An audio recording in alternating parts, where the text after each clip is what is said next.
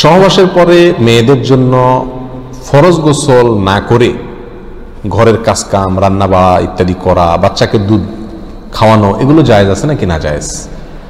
গোসল ফরজ হওয়া অবস্থায় গোসল না করার আগ পর্যন্ত কয়েকটা কাজ করা নিষেধ। 1, নামাজ পড়া নিষেধ। 2, তওয়াফ করা নিষেধ। 3, মসজিদে অবস্থান করা নিষেধ। 4, কোরআন স্পর্শ করা নিষেধ। 5, কোরআন পড়া নিষেধ।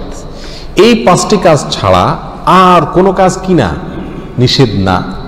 অতএব সহবাসের পরে কোনো মেয়ে, কোনো মহিলা তিনি যদি গোসল না করে, ফরজ গোসল না করে তিনি যদি কি করেন, গৃহস্থলীর কাজকাম করেন, রান্না বাড়া করেন, অন্য কাজকাম করেন, বাচ্চাকে দুধ খাওয়ান, এগুলো এই 5টি নিষিদ্ধ কাজের আওতায় যেহেতু নাই, অতএব সেটা জায়েজ আছে।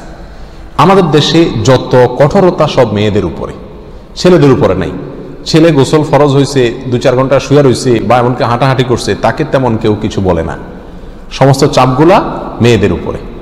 আর এই ফতোয়াগুলা মেয়েদের উপরে, ফতোয়াগুলা দেয়ও বেশিরভাগ মেয়েরাই।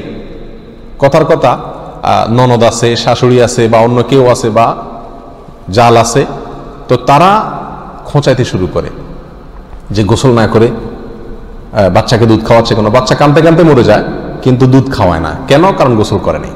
তো এগুলো না জানার কারণে হয়েছে। ফরজ গোসল না করে 5টি কাজ করা নিষেধ, এর বাইরে আর কোনো কাজ নিষিদ্ধ না। অতএব এমনকি আপনি রোজাও রাখতে পারেন, কি ফরজ গোসল না করে রাখতে পারেন বলতে সাহারি খেতে পারেন, সাহারি খেয়ে রোজা শুরু করতে পারেন। তাহলে আপনি বাচ্চাকে দুধ খাওয়াতে পারবেন না, কে বলেছে? বাসায় কাজ করতে পারবেন না, কে বলেছে? তবে হ্যাঁ, যদি আপনি ফরজ গোসল একটু দেরিতে করতে চান কোনো কারণে, তাহলে সেক্ষেত্রে অন্যান্য কাজ কামের সুবিধার জন্য ওযু করে নেওয়া উত্তম। সহিহ মুসলিমের এক হাদিসে আসছে, নবী আলাইহিস সালাতু ওয়াস সালাম গোসল ফরজ হলে ওই অবস্থায় যদি কেউ ঘুমাইতে চায়, শুয়ে থাকতে চায় অথবা অন্য কোনো কাজ করতে চায়, তাহলে তাকে ওযু করে নেওয়ার পরামর্শ দিয়েছেন। অতএব ওযু করে নিয়ে এরপর অন্যান্য কাজ করা উত্তম। এর বাইরে ওযু ছাড়া যে সে কিছু করতে পারবে না, ব্যাপারটা এরকম না। একবার আবু হুরায়রা রাদিয়াল্লাহু তাআলা আনহু, তার সাথে নবী আলাইহিস সালাতু ওয়াস সালামের দেখা হয়েছে কোনো এক রাস্তায়, এই অবস্থায় যে তার গোসল ফরজ হয়েছিল। তো আবু হুরায়রা রাদিয়াল্লাহু তাআলা রাসূলুল্লাহ সাল্লাল্লাহু আলাইহি ওয়াসাল্লামকে দেখে এড়াইয়া চলে গেছেন, একরকম পালায়া চলে যাওয়ার মতো, যায় তাড়াতাড়ি করে গোসল টোসল করে তারপরে আসলেন। নবী আলাইহিস সালাতু ওয়াস সালাম জিজ্ঞাসা করলেন, আবু হুরায়রা তুমি কই গেছিলা? তোমার দেখলাম। বলে, ইয়া রাসূলুল্লাহ, আমার গোসল ফরজ হয়েছিল, তো আমি আপনার সঙ্গে বসবো, সময় দিব, ফরজ গোসল অবস্থায় আমার কাছে জিনিসটা অপছন্দ লাগলো, নাপাক অবস্থায় এভাবে থাক, আপনার সাথে সাক্ষাৎ করব।